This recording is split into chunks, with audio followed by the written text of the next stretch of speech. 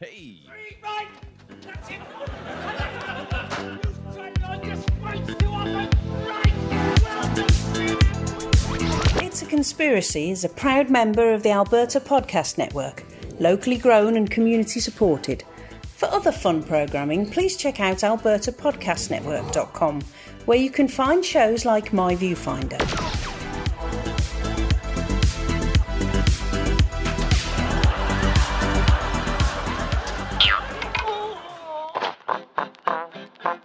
It's a conspiracy! It is 5 o'clock. All right. It's okay. All right. Whenever you're ready, Andrew.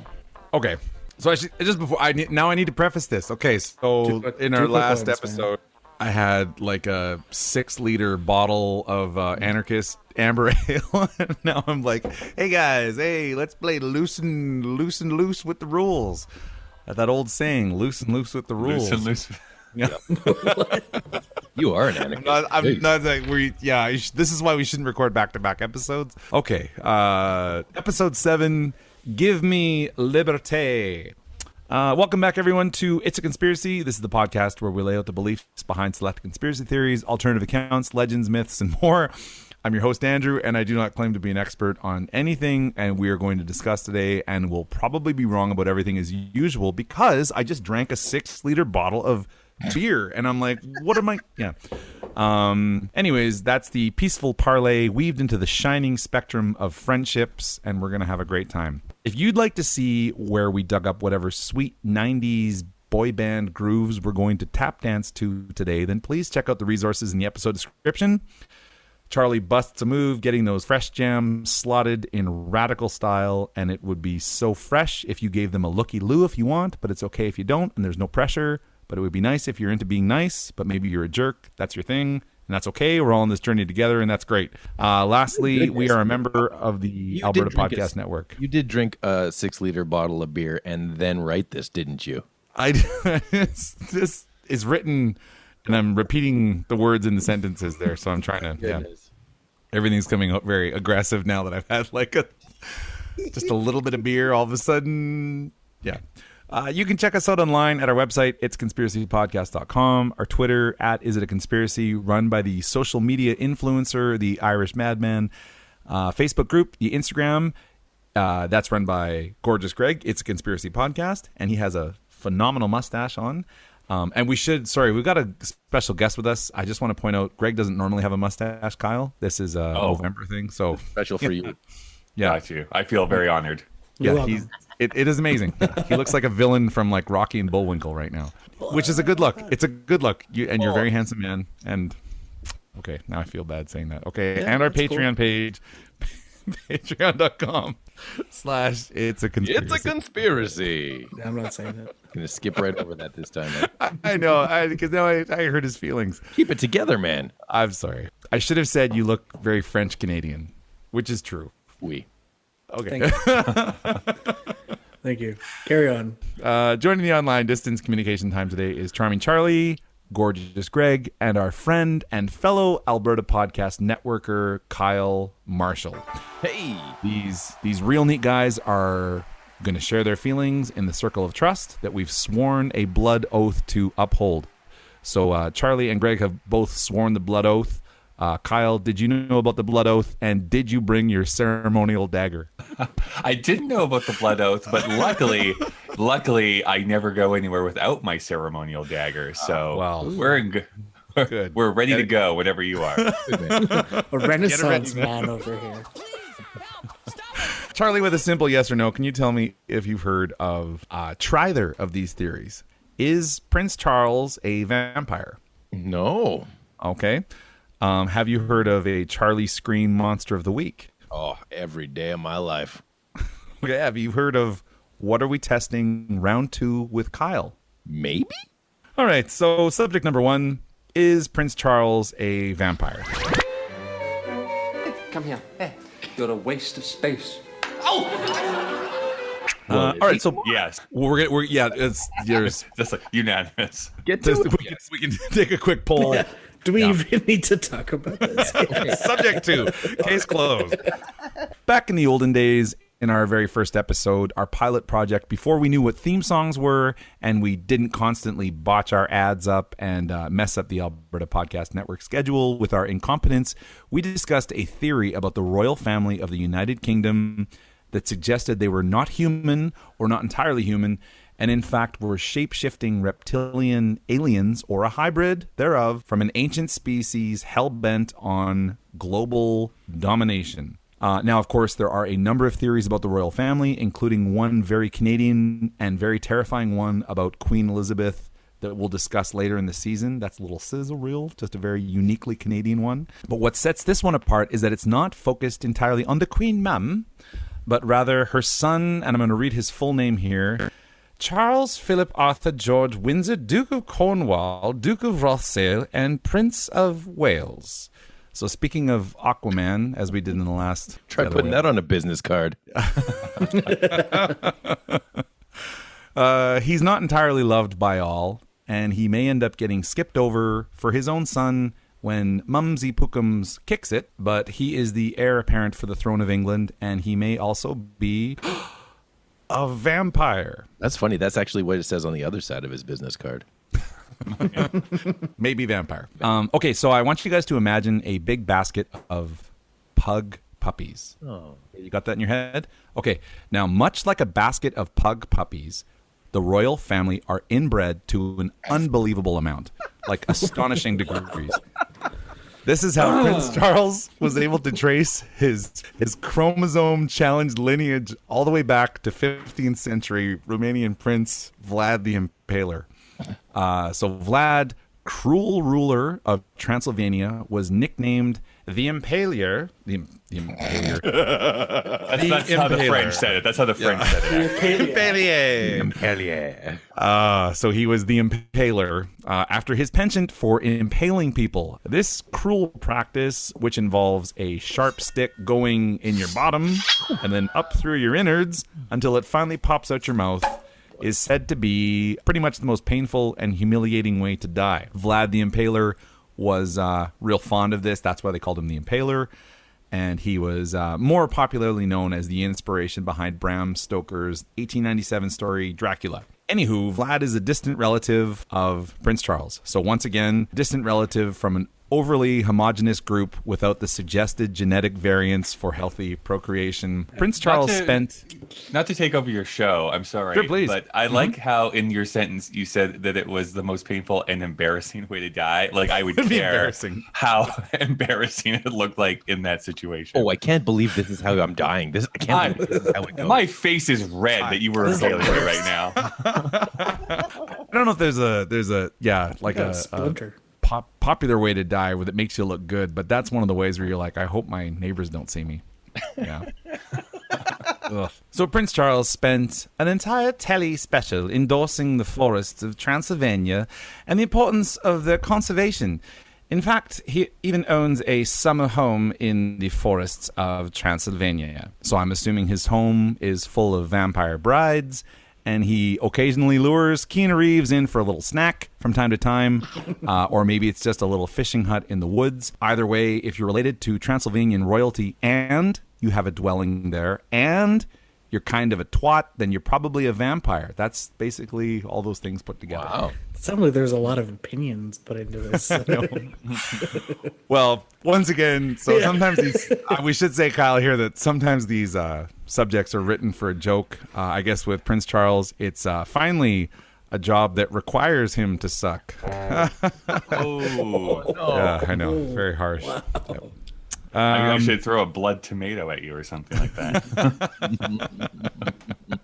So it is important to know that Vlad the Impaler, he was an impaler, but he wasn't actually a vampire, as the science would suggest. So the theory is a little flimsy. So here's some fun facts about Prince Charles. Number one, true story. He owns a car that runs on English wine. What? So, yeah, his car runs on wine. Like, sorry, W-I-N-E or W-H-I-N-E? Ooh. Oh. Hello. Number two, he's a very picky eater. Apparently, he insists on his afternoon eggs being boiled for 7 minutes in mineral water. And his blood must be warm. Yeah, totally. I put, if he can't get boiled eggs, he'll feast on the ginger children from the village down the road. Yeah. They also need to be boiled for 7 minutes, though. Number 3, Prince Charles doesn't wear jammies. He sleeps naked.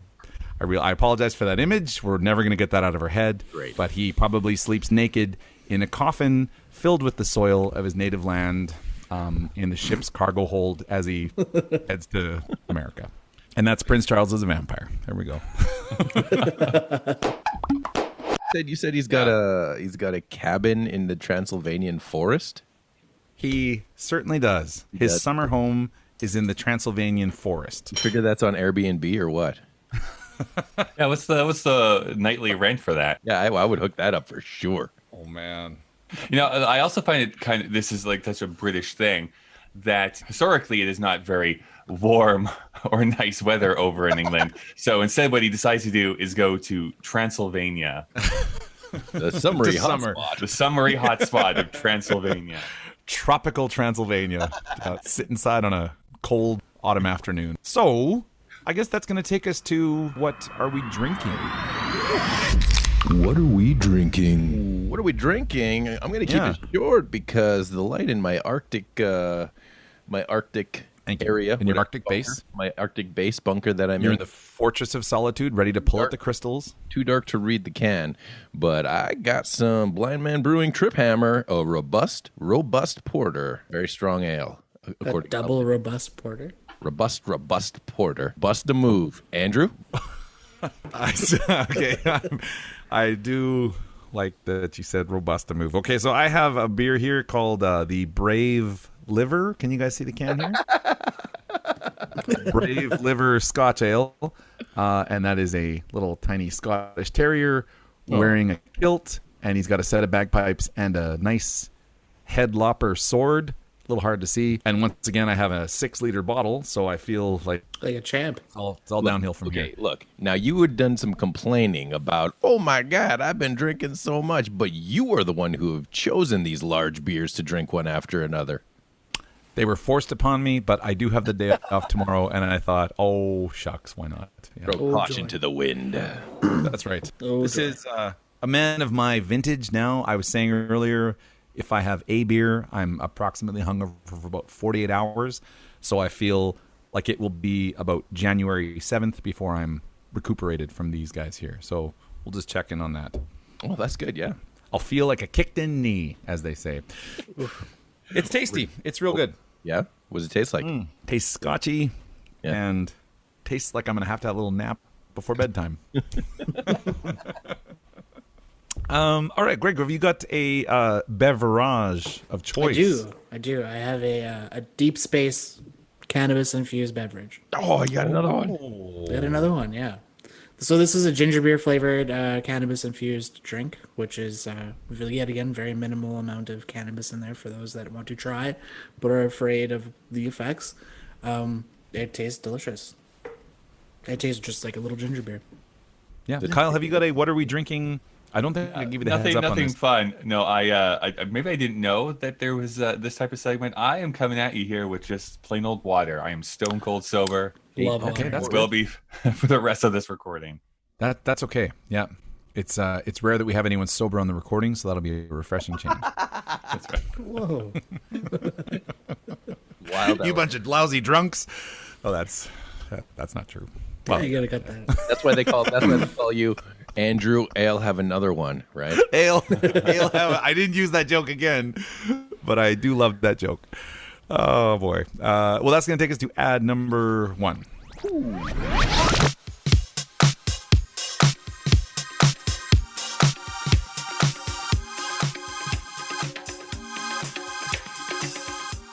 This episode of It's a Conspiracy is brought to you by Taproot Edmonton Presents Igniting Innovation, a new podcast series on the evolution of Edmonton's tech startup scene. Emily Rendell Watson explores how startups and investors are coming together to build what's next. You'll hear the stories of entrepreneurs, new and experienced tech investors, and those who are working to support the sector. Search for Igniting Innovation in Apple Podcasts, Spotify, Google Podcasts, or the app of your choice. You can also find it at presents.taprootedmonton.ca. Good ad. Okay, and we are at subject number 2. This is a Charlie Scream Monster of the Week with Charlie Scream. Oh, Yeah. oh, we talking Charlie Scream Monster of the Week. I know all about that. And this time, with the Canadian winter weather upon us, I thought it'd be fitting to bring up the legend of the Wendigo, the Flesheater of the forests.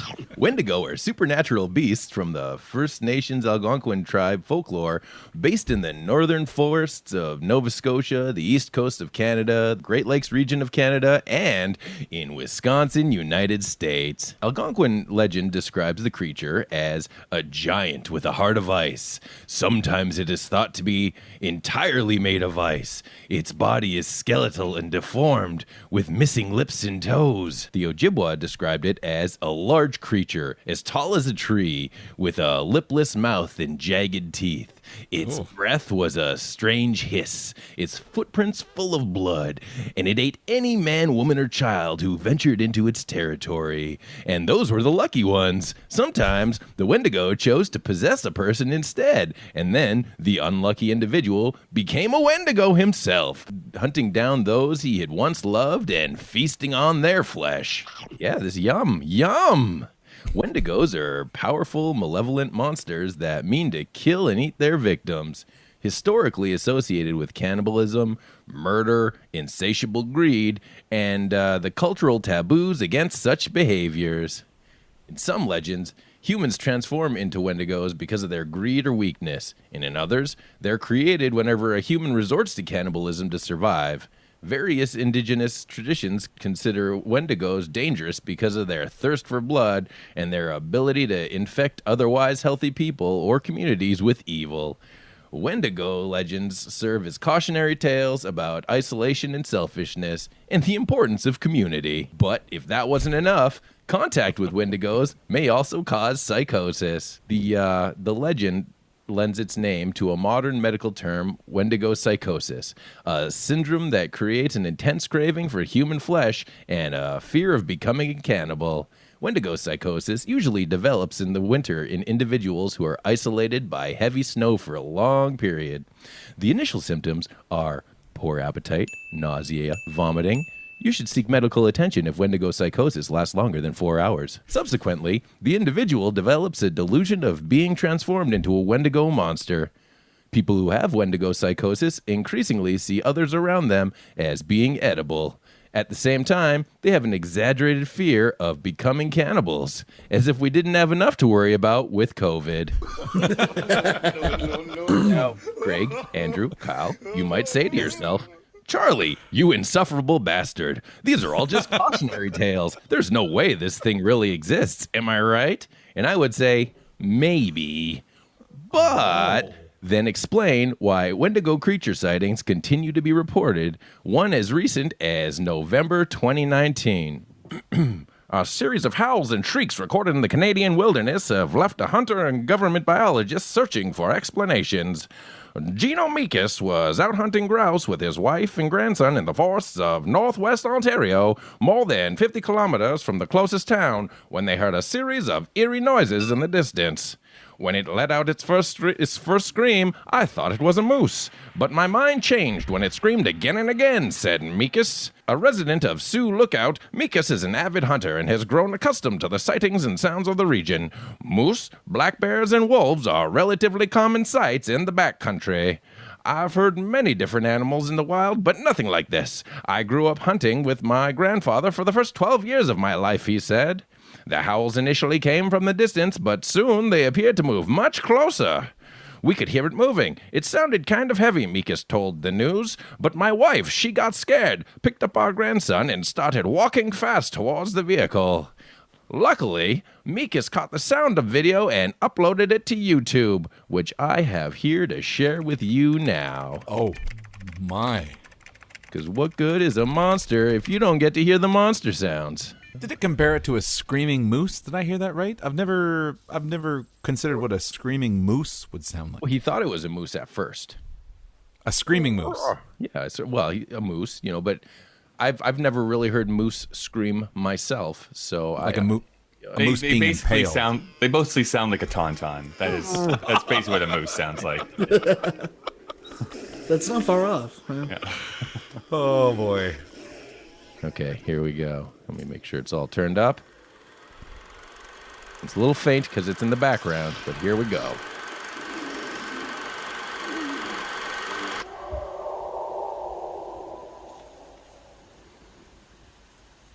That is haunting. Sounds like somebody stepped up toe. I'm pretty sure that's Prince Charles. He's impaling a ginger child. Yeah.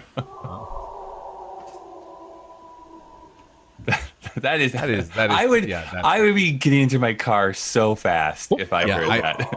I wouldn't hang out. When it said that, like, I picked up my child and I walked to the nearest car. It's like, no, you.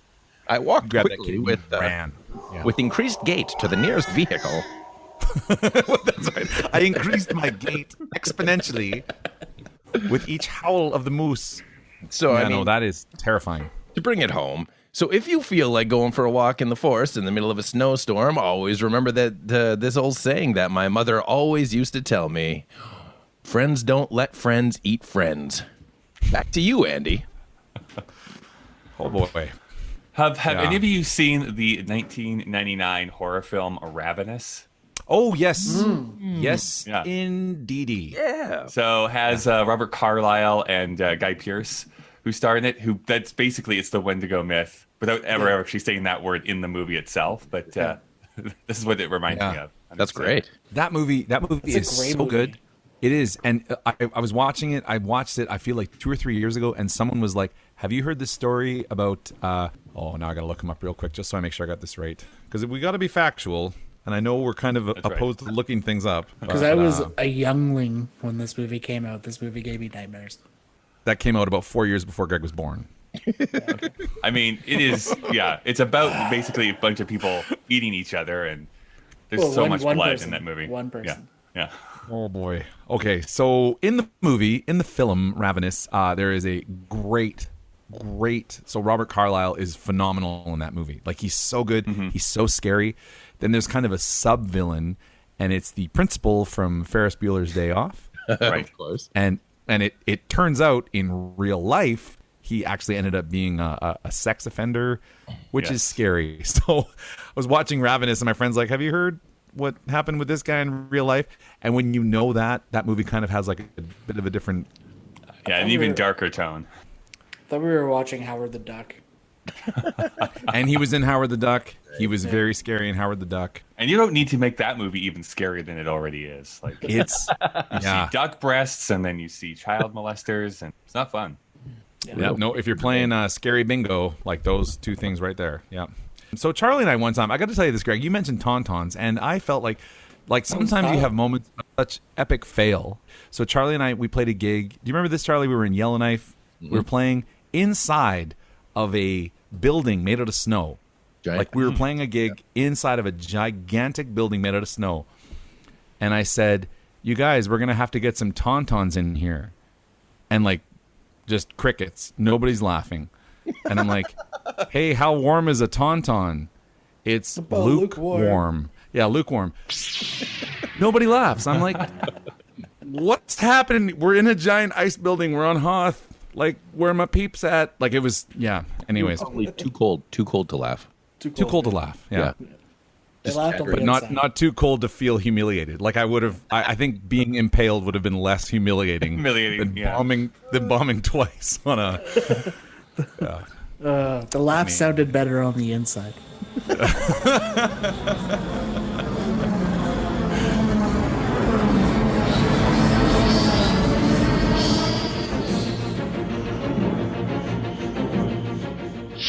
The Edmonton Community Foundation acts as a bridge between donors and charities to create a strong, vibrant community for generations to come. Vital Signs is an annual checkup conducted by Edmonton Community Foundation in partnership with Edmonton's Social Planning Council to measure how the community is doing. Learn more at ecfoundation.org. That's ecfoundation.org. So anywho, Ravenous is a really good movie. The 90s, what a time. Yeah. What a time. What a time. What a time to be alive. I'm glad. Okay, so what are we testing? This is subject number 3. What are we testing round 2? Electric Boogaloo. What are we testing? Round 2. Fight.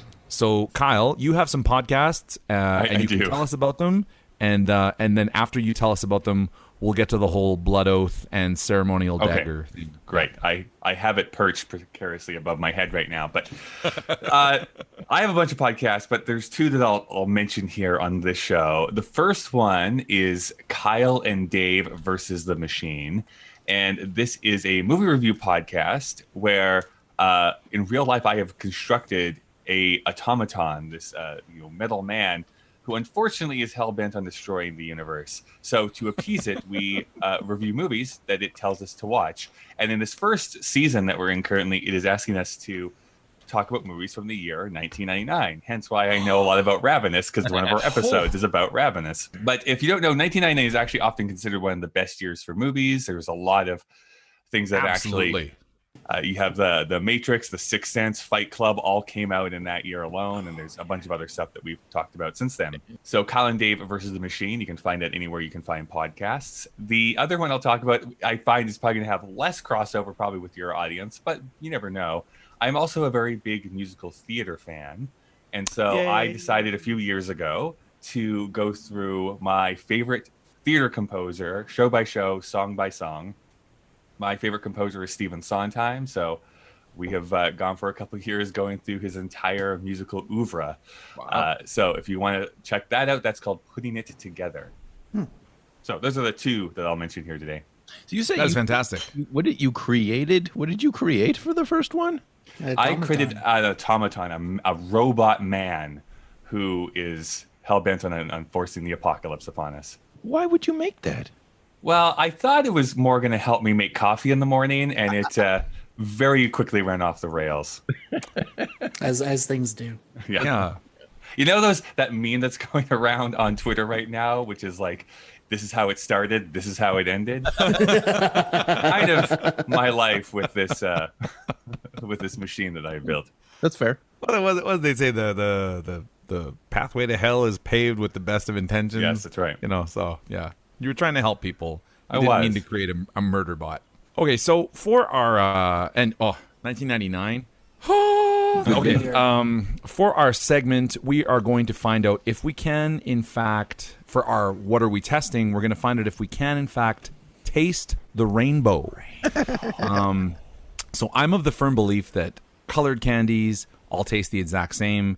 And it is, in fact, our eyes that would tell us things like, oh, that's a red one. Oh, this one's peach. Oh, this one's tropical. Ooh, this one tastes like bananas or whatever. So, Kyle, in your opinion, can you taste the difference between colors? It depends on the candy, but I firmly believe, and that's why I have this bowl in front of me, Skittles and Starburst, yes. Oh boy! For other ones, I would say no. Like if we're talking about like M&Ms or Smarties or anything like that, no, I don't think there's any difference there. But for Skittles, I'm pretty confident. I'm going to call my shot here. I'm pretty confident I can hit this 100%. Okay.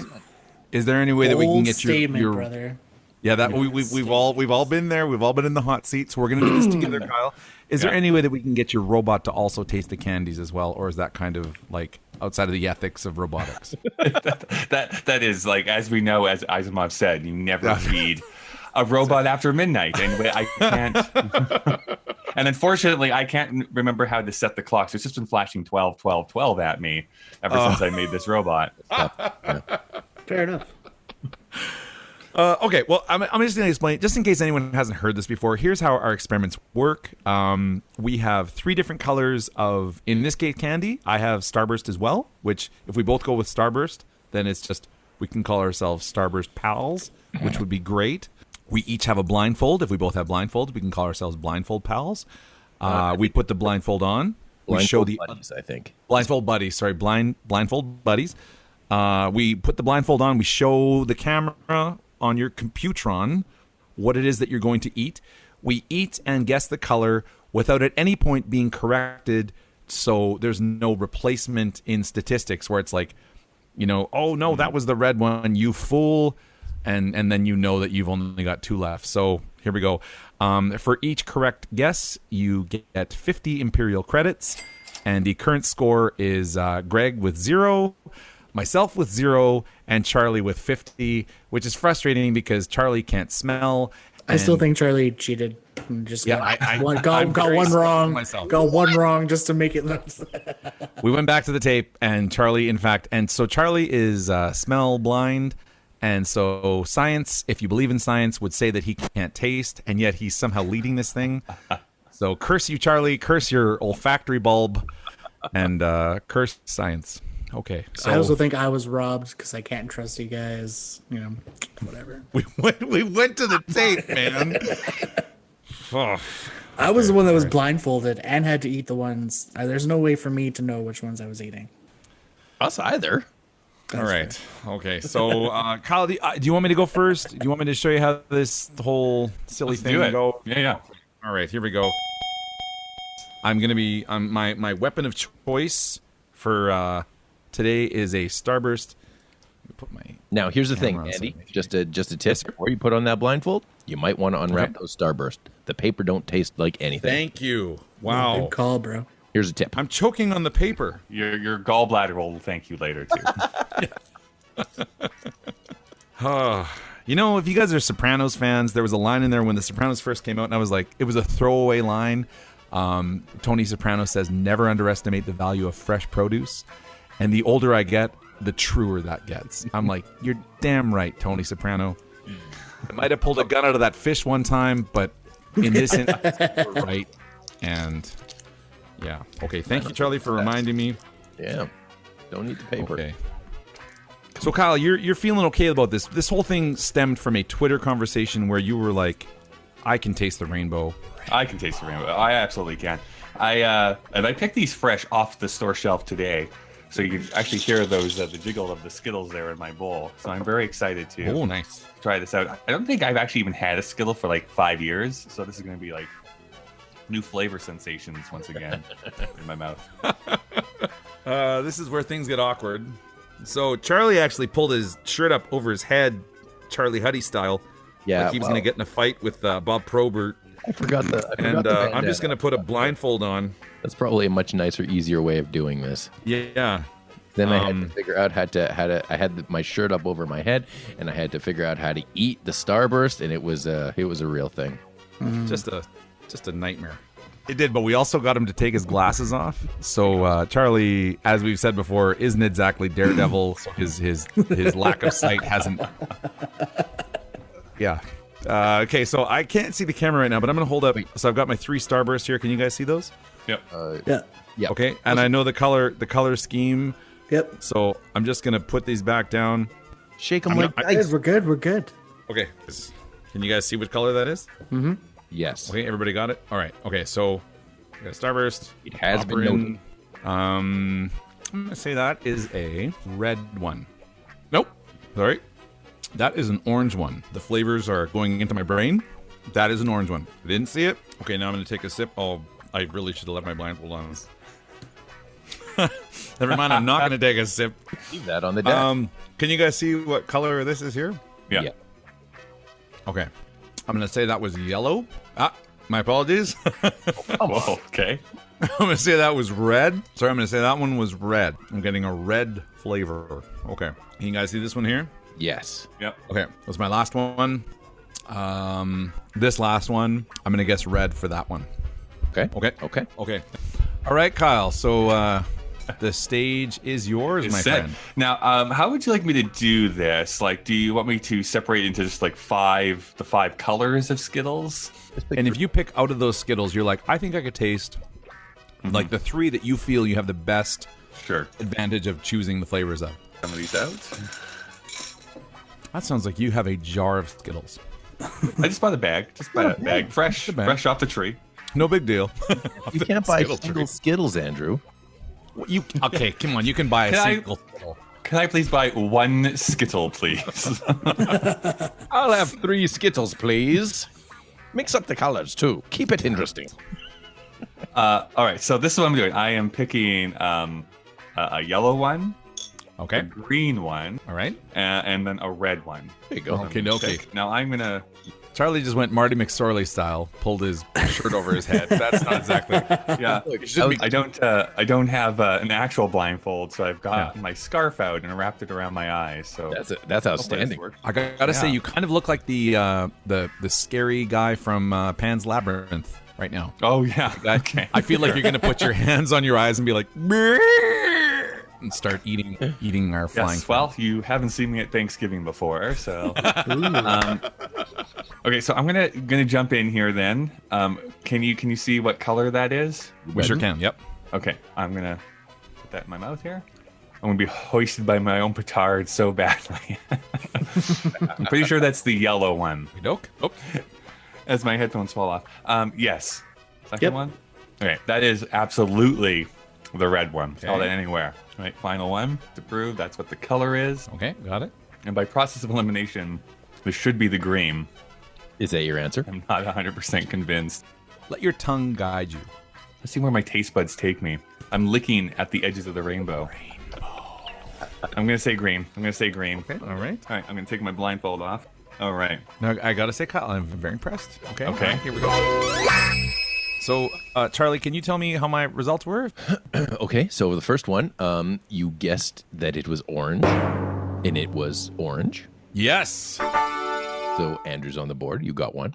Thank you. For your second one, you guessed that it was red, and it was red. Yes, that's two. Got two, so you tied it up with me. For the third one, you guessed that it was red, but it was in fact yellow. So Trying to double down. 2 out of 3. Just trying to play it a little bit safe. Yep. So, sir, You know, if you are just looking for points, then you could just guess the same color each round and get at least one of them right. I said We've discussed this because we should say you can only guess the same color twice, just to make sure that if you were a cheating son of a bitch, you might do that. So thankfully, none of us are any of those things. None of us would be so dastardly. Oh. Now, I will say though, I am actually pretty surprised to get these results so quickly. Are we sure that we can't take like a full 5 days to tabulate those results? Now, this was rigged against me. You guys were all against me. It was so close. It was so close. If Andrew, Central Media. There was a point where Andrew was going to say yellow for the yellow starburst. So I was about to launch a full investigation campaign. Right. The legitimacy of those. Yeah, we'll check the blindfold, see if it's a regulation blindfold. Right. Totally. What are we talking about here? Are we talking 50 Shades of Grey or what? Like, what kind of blindfold do we have here? What's our, yeah. Okay. And now, Kyle, do you want me to read your results here? Yeah, sure. Okay. I'm not very confident now that we go into this. So okay. So Kyle, for number 1, you guessed yellow. It was in fact yellow. Very impressive. Number 2, you guessed red. And it was in fact red. And for number 3, you guessed green. And it was in fact green. You were 150. Nailed it. You've actually got more points than any of us in your first round. I will say, having doing this blindfolded, I guess I never realized how closely the yellow and greens taste because I was going back and forth between those ones pretty quickly. What is it? Lemon and lime, right? So lemon and lime. Lemon and lime. Oh, the old kissing cousins. Hard to tell them apart. Nature's incestuous pair, yes. Boy. It would be the incestuous citrus. Is what it would be. That is going to take us to opinion time.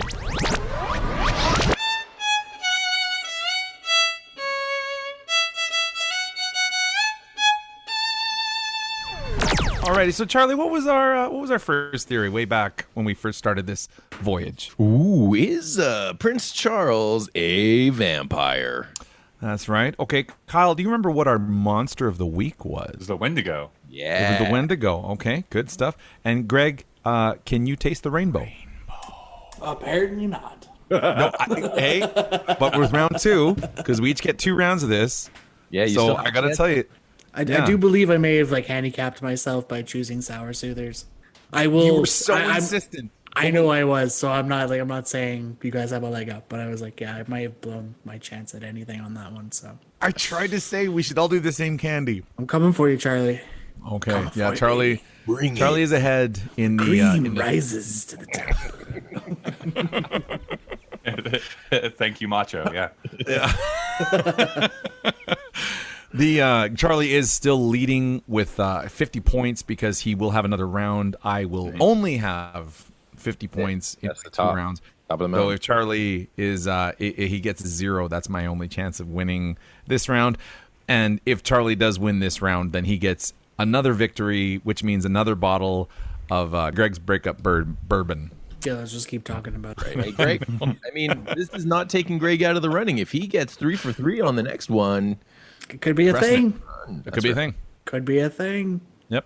Greg, in terms of what are we talking about here for opinion times, do you think that there's a Wendigo and that Ravenous was a fun movie? I think Ravenous was an amazing movie. Like I said, It sure I was is. very, very young when it came out, as you would know. But yeah, as the Windigo, I don't know much about the mythology behind it, but I liked what I've heard from Charlie, and we'll probably spend a good 45 minutes to 6 days looking it up on the internet. So Well, no, this is an interesting fact. So a lot of the Wendigo mythos comes from Manitoba, and we haven't really talked about this, but Charlie's actually from Manitoba. When Charlie was there, it was Boyatoba, and then when he graduated, Manitoba, which is a testament to his abilities. boy, but yeah, no, I think it's great. Why not? why not? That's the basically a great opinion for any of my monster of the weeks. This monster exists? Why not? Why not? Why not? Why not? Why not? The Shrieking Peach of Cannock County. Why not? Yeah. No, I gotta say, like in terms of in the greedy spirit, I feel like there is definitely something where someone is consumed by greed. And not to get all biblical, but they say that the love of money, not money itself, but the love of money is the root of all things evil, and that is one of the things that I'm like, I can definitely see that as being a trait in human beings. Canada in particular was people came here who were just trying to make a living, and then they end up getting involved in things like booming trades right off the bat when Canada was forming. And it's like, I can see how a few individuals made a lot of money, made a lot of really bad choices, and like straight up like committed genocide for the sake of a couple dollars.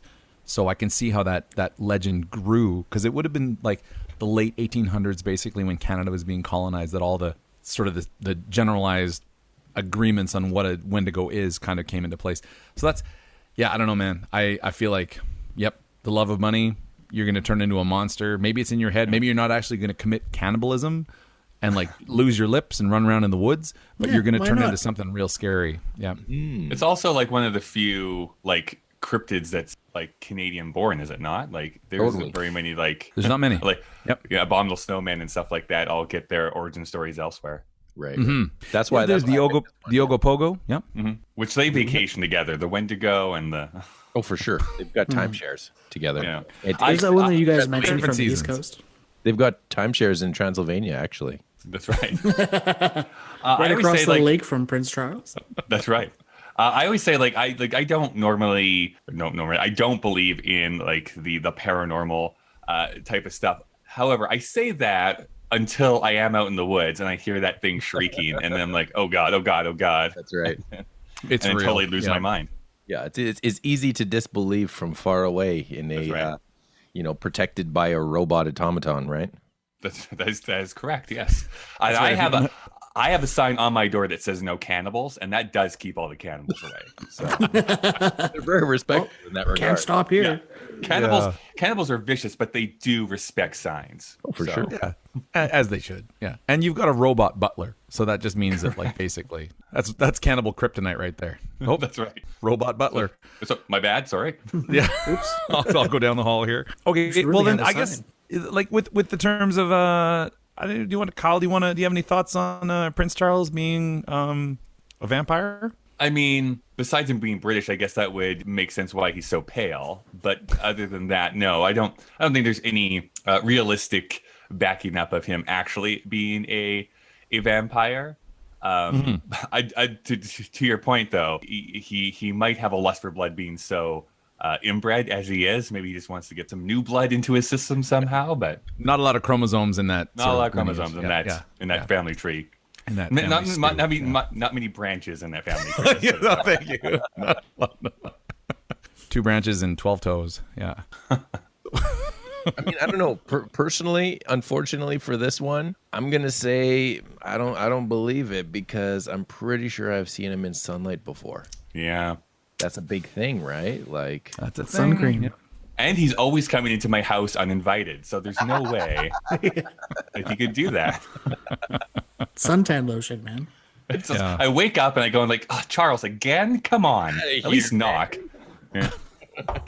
I meant to mention this earlier is that the real thing here is that so I know this is one of those things that people get a little sensitive about, but I'm gonna sing for us. if Prince Charles were a vampire, he look at these are not the teeth of a vampire.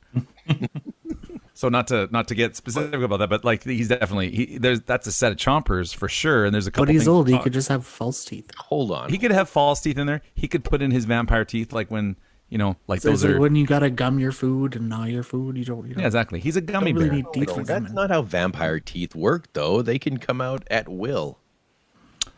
I guess It doesn't so. matter if yeah. his teeth are not great looking because, however, when you're changed, that's how you're going to be a vampire.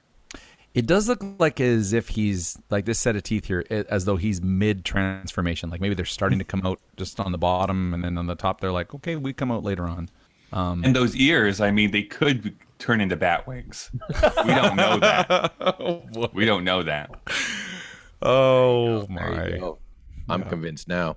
I take Yeah, it no, back. I've changed my mind. I think he might be a vampire. there's a little bit of legitimacy to this. Okay, no, fair enough. All right. Okay, so maybe Starburst and Skittles maybe actually do. What do you guys think? Like, are those actually is that what you guys want to try next? Because now I'm feeling like I could blindfolded, and you guys know that I'm like, there's no difference. They all taste the exact same. It's your eyes, and I was 2 out of 3 correct, which is like against my whole thesis in this thing. Yeah. Now, off the bat, I 100% believe that Starburst tastes different. That's why I picked it, because I was like, I'm going to get this, no problem. So, yeah, I don't know what else I'd pick for what I'm going to pick for my second thing, because I don't know that I agree. I mean, obviously, we've got a great case for, you had Skittles, right, today?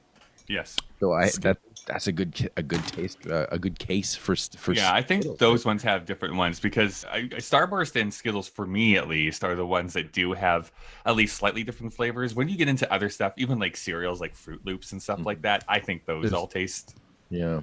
the same. Yeah, they're the same. They're the same. and stuff like that. What do you think, Greg? Yeah. What are you going to pick next?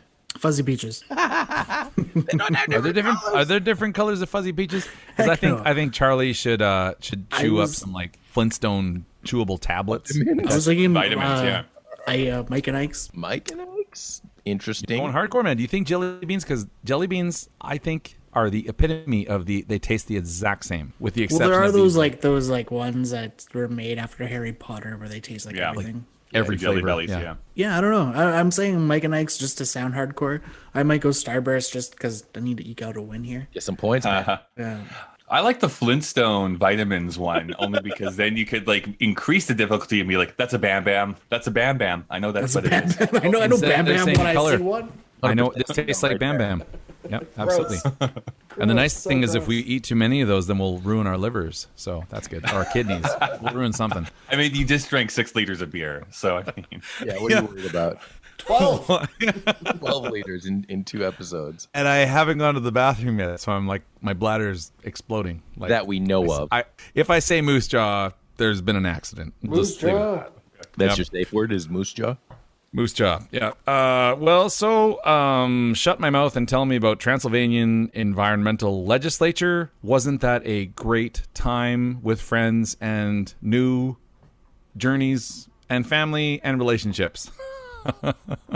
those sure were was. words in a sense. So Aren't those all the same thing? Well, the best ships are friendships, as they say, Greg. And speaking of oceans, we had a real nice together time with friends. Oh boy, we really do appreciate you stopping by for a listen. And please feel free to rate, review, subscribe, tell a friend, tell your neighbor, tell your foes. Spread the good word like coconuts in the carrying beak of a migrating European swallow. You can check out all of our past casts and social media stuff at it'saconspiracypodcast.com. And we will be back with episode 8 very soon. Please stay safe and warm and vigilant. Thank you, Kyle. Thank you, Kyle Marshall. Thanks so much. This was great. Hey, Yeah, this was so fun. This was a lot of fun. Thank you for showing us how to taste the rainbow. We appreciate that. Yeah. And yeah. All right. Well, thanks for listening and take care. Bye. Bye. See you later. Moose jaw.